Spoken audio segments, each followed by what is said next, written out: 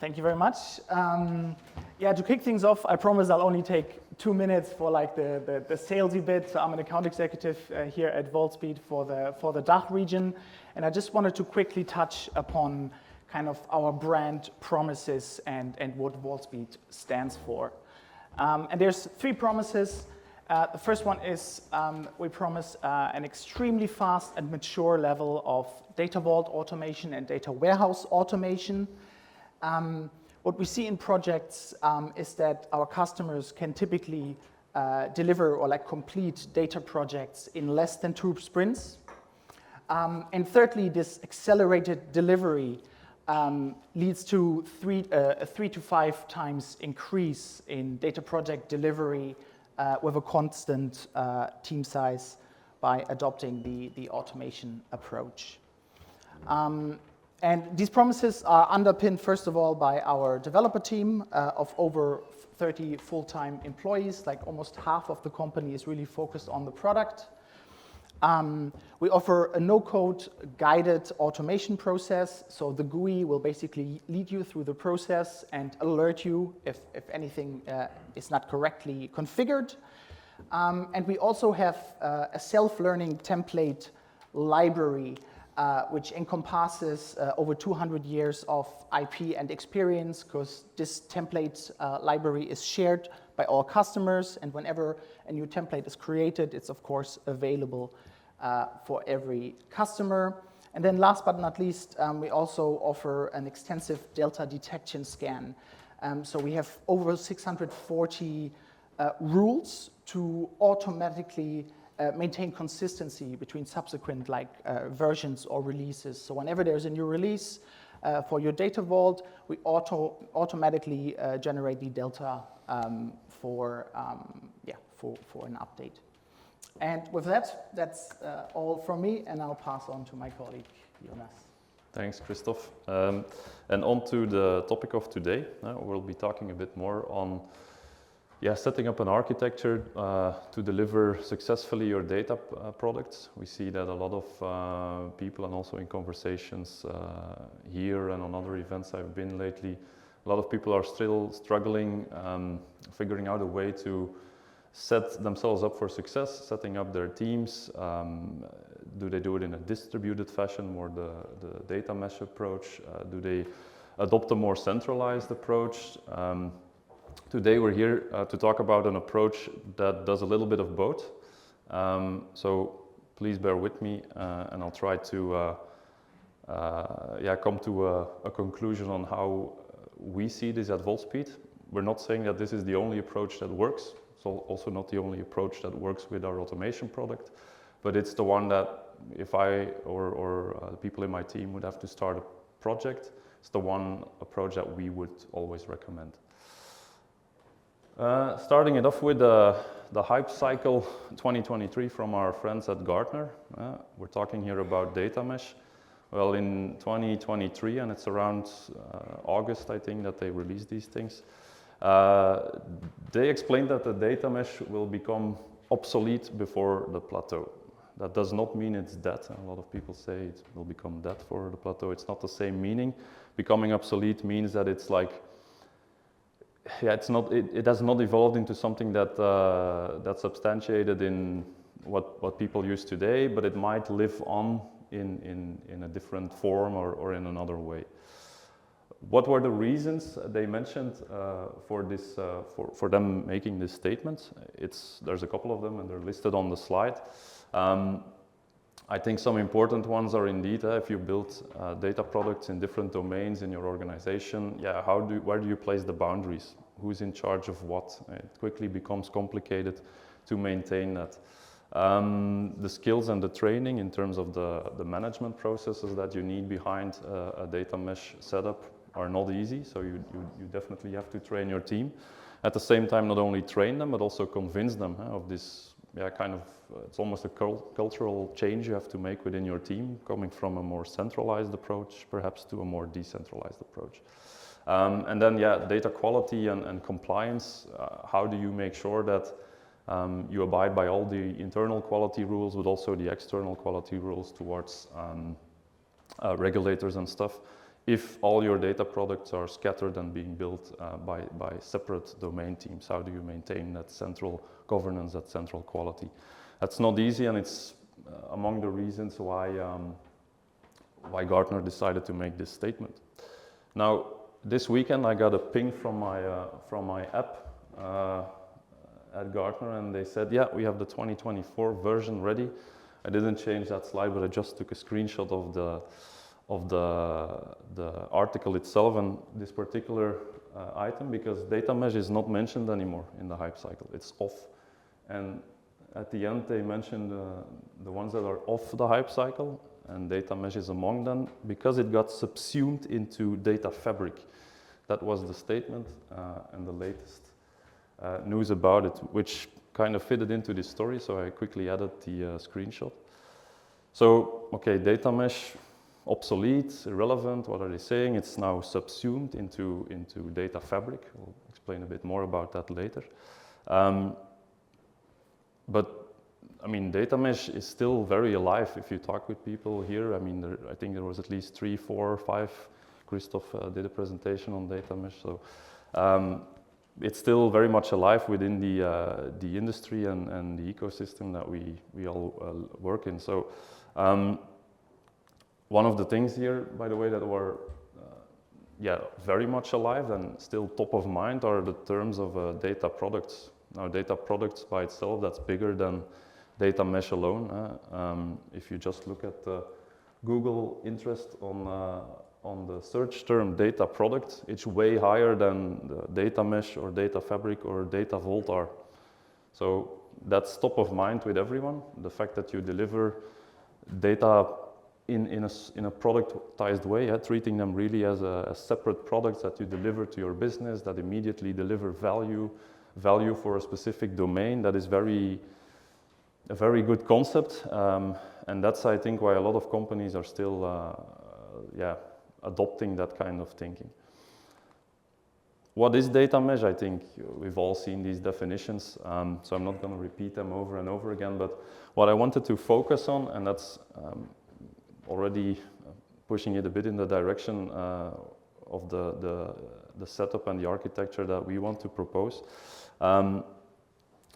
is that in those pillars that you see below, that came from the book of data mesh, that you have this self-service infrastructure as a platform. So the word infrastructure is also very important in data mesh. They strongly recommend that you put together an infrastructure that is like shared, so that everybody is working on top of the same infrastructure to deliver those data products. The thing is, what do people mean by infrastructure? A lot of us, if I ask the question here, would probably think about, the data platform. Are you using a Snowflake or a Databricks, Microsoft? Which cloud are you running it on? Which cloud provider are you using? What products do they provide? That could also help you with your infrastructure. Where's your storage? All these kind of things are typically what we relate to the word infrastructure. So I want you all to hold that thought, and I'll come back to it later. What we see is that data products are top of mind, great. The only problem is that, we're still facing issues to deliver them, right? So, as you might all agree, is the fact that the work of doing data modeling, the work of doing building data transformations and all that stuff, that's a big chunk of the entire workload you have to chew in order to get towards your data products and to deliver that business value. But it's the least automated component of the entire modern stack. If we talk about infrastructure, how could we help solve this issue? Causing a lot of problems, we're delivering too late, we're doing too much manual stuff, all of the issues that you see there. Maybe one that is also very important is what we call the innovation paralysis. So if you build one data product and you have your full 100% focus on delivering that one product, great. That means that we can deliver it really fast and there's nothing holding us back or nothing that is shifting our minds away towards something else. That's good. Then you build the second one. Automatically that means that you can't focus 100% on the second use case because you have the first one to maintain. And if you do that long enough, you will have built so many data products that you find yourself in a kind of paralysis, let's say, where you, and I've seen these teams, I was in a previous career, I wouldn't call it that, but I was a data warehouse consultant doing engineering and modeling and all that stuff myself. And when we came into new projects, I often saw this really teams that were, yeah, like not delivering anymore, and the people were also unhappy. They were unhappy that they couldn't deliver the value to their business anymore. It's not the best environment to work in, let's say. So innovation paralysis, I think a very important problem that we should try to fix, right? Yeah, quickly, and I think most of you understand and know this, but yeah, data mesh, it's a bit the microservice architecture applied to data.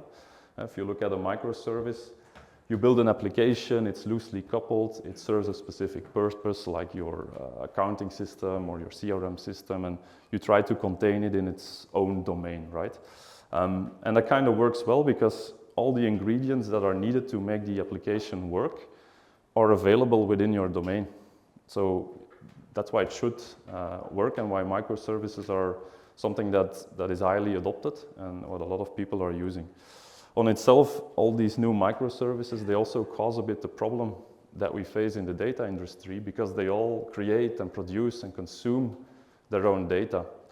So it works really well for applications, but then if we translate it to data, the one big problem is that if you want to build a data product, sometimes you really need data that is coming from another domain. You need some shared data, you need some shared understanding or some shared, single version of the facts is what we call it in Data Vault. You can't really build that on your own, within your own domain. If you want to build a data product in the marketing team that requires some data coming in from the accounting team, for example, and there's, I think, many use cases that would support an example like that, yeah, you need to get that data in and you need to be able to trust it. You need to be able to work with the data that is coming from all over the place. So that's probably one of the main reasons why this microservice approach in the world of data is not fully delivering. So back to Gartner, I was on their conference in May and I took a lot of screenshots and photos of whatever they were explaining there. And one of the hot topics, and we already saw it in the previous slide where data mesh was subsumed by data fabric. Okay, so what is data fabric? It's also an architectural approach to set up data platforms, but it's highly reliant on automation, and therefore and that's a term that I've heard all over again. The one thing they explained was all you need is metadata. Like the Beatles, all you need is love or whatever. That's what they explained. Metadata and in more precisely, activated metadata. You need to activate your metadata in order to deliver automation and in order to deliver your infrastructure, your data faster. Now again, in this definition also the word infrastructure. They also use it. It also came back in data mesh. What do we mean by infrastructure? I want to emphasize this again. Next, and I'm looking at the time, should be okay. The lessons we took away, and this was a slide I found really interesting, because although they're telling me now that mesh got subsumed by fabric, this is a slide where they propose an approach that says, well, use fabric for your implementation and your infrastructure, again this word, and use mesh for the presentation and the delivery of your data products. Cool. I liked it because it attached to to the approach that I'm going to explain in a bit. But the question you might all have, yeah, this is great, but how do we implement this? Huh? How do we do this? So yeah, this slide I already mentioned. Then next one. How do we combine them? And this is a drawing of an architecture that we would put forward in a use case like this, where you do a bit of both. So the The more centralized stuff, you do that in an approach that follows the fabric more, where you use metadata activation, where you use automation to the highest extent possible, and where you deliver what we call an integrated foundation layer as a service. And surprise, surprise, that foundation layer is something you can build very well with a data vault approach, with data vault automation. We also see there this bronze, silver, gold medallion architecture integrated from coined by Databricks, if I'm not mistaken, but used within the industry by a lot more by now. That's also a bit, you could also attach that one a bit to this approach, right?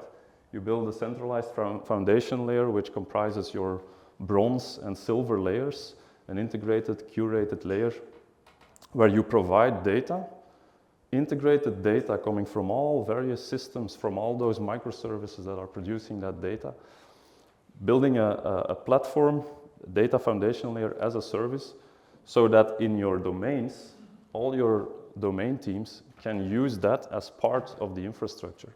So mentioning infrastructure again, we would augment the value of what we understand in terms of infrastructure as being operating systems, data platforms, and those things, and already deliver data in the form of a data vault that integrates all the data that is coming from all your domains, basically.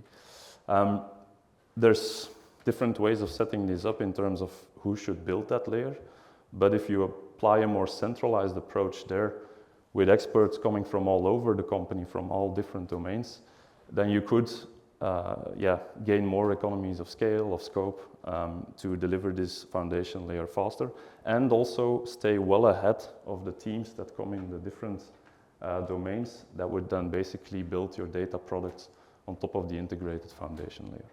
That's the idea. You could also describe that in the form of these different layers or planes, as we call them, where you have on the bottom like an infrastructure utility plane, which is where this shared foundation layer resides and is built by a more centralized team, abiding by a more centralized approach. Second, you have your data product experience plane, where your different domain teams build your data products, and there you can also share some insights, gain some economies of scale, because if you apply automation to build those data products, you could actually build a shared library of automation templates that apply certain logic, and that could be shared and reused across the organization, across the boundaries of your different domains. So that's the data product experience plane. And then finally, you have your mesh experience plane, where all your users, your business users, can use these data products and to feed their business needs and to gain immediate value from them. I'm gonna do a quick demo to explain how we see that translated in Vaultspeed. And the first interface I'm gonna show you, and I have to, it's not on screen, it's okay.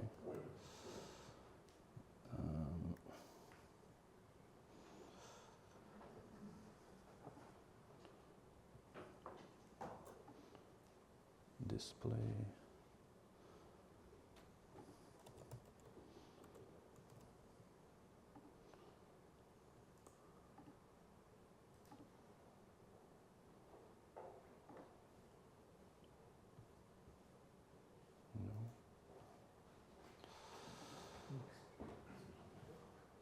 Here we go. This is the interface of Vaultspeed that you guys are all familiar with. So this is the modeler in which we model our data vaults, where you apply a graphical approach really to work with all the metadata that comes in from different data sources, and where a data vault team, a team that abides by a more centralized way of working, could very quickly and very easily automate that foundation layer to build out that infrastructure pane and to already supply that with the data that could then later be used by your data product teams or your domain teams. And in the second layer, in the second part is basically with that source modeler, you can quickly generate these data vault models and install them for everybody to use. That's why also you should have these people that work on this this centralized data vault. You should have these domain experts from all over the company, because they need to embed your business model in that data vault. If you build a data vault that does not explain your business, that does not work with the conceptual data model, that all your business users in all these different domains should understand, then it's very hard for your data product teams to derive valuable data products from that shared infrastructure layer, from that shared foundation layer. In the data, and this is also, oh no, it's better on your screen. Okay, that's fine. Actually not zooming out a bit. That's too much. This here is our newest interface we're working on. I'm trying to fix it a bit so it looks better. This is the part of Vaultspeed that we would like to put forward to the people who build the data products in the different domains, because this is where you could build your own automation logic, your own business logic, and again, exploit automation to the highest extent possible. So this is our template modeler. This is a new product that will be released beginning of next year. You know, these development deadlines, they're not not entirely certain, but by the beginning of next year, we're aiming to put this into a private preview mode at least, share it with our customers for them to experiment and play around with this.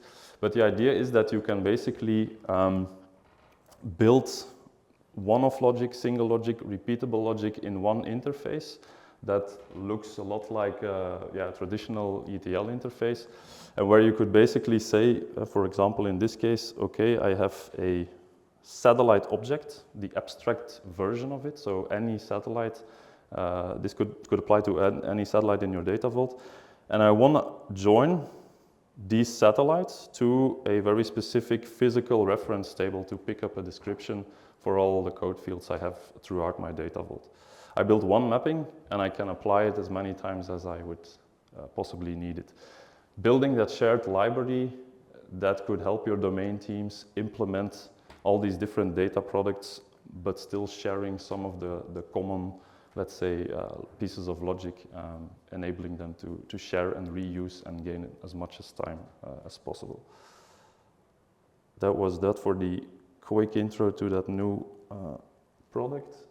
And back to my slides. So to top it off, and I see I have 3 minutes left, so we have a bit of time for questions, but what I'd like you to take away from this session is that there's many ways in which you could implement data mesh, data fabric, but we would recommend the hybrid approach, building your foundation layer as a service, adding additional real business value already into your infrastructure plane, and also building a predefined library of transformation patterns that could help you speed up your data product delivery in your different domain teams. So thanks for your attention. I don't have a hands-on demo in this conference. That was from last week, but if you want a demo from us, we're still here until whenever the conference ends. And if you have any questions now, I'm happy to take them and answer. Thank you.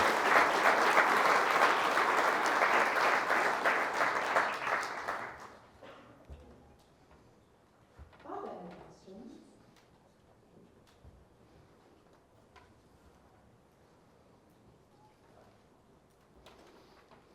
So would you say that it's not true that data mesh has been subsumed into data fabric? I think Gartner wants us to use their term. That's the primary reason for them to make that statement. For me, it doesn't really matter what name it has, as long as the approach works. So I think we're still going to use the words data mesh, and we're still going to use the words data fabric. But what they represent, each in their own approach, I like both of them, but it's doesn't matter which one you like or I like most, it's the one that we can help us to deliver our data products, which was the initial problem we're trying to solve. Sorry? They're separate. They're not really the same thing. Yeah, they're separate in a way, and they're not the same thing because one is more focused on governance, one is more focused really on metadata and automation and all that kind of stuff. Data Fabric is also way bigger than just the implementation of a data model and the transformations that you need to do. It also talks about the infrastructure, it talks about how you could set up, they even talk about proactive metadata, really building a practice where your metadata could help you to fix problems before you even encounter them, that kind of stuff. So I like the approach and I like the ideas behind it, but also the data product approach and the decentralized approach for data mesh has its merits. So mainly by playing them out together and making them work in a way that we've seen work, I think that's what matters most, right? Any more questions? Okay, so that means lunch break. Have a relaxing time and see you back in 1 hour. Enjoy, guys.